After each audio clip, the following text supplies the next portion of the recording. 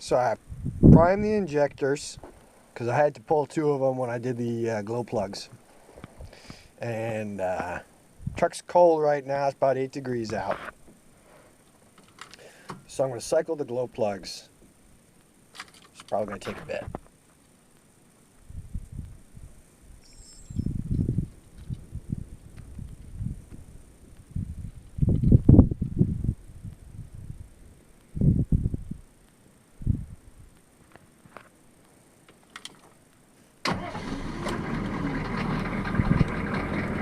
That's it.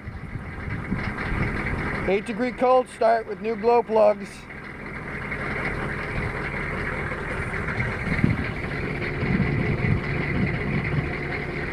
Just the tiniest bit of white puffs.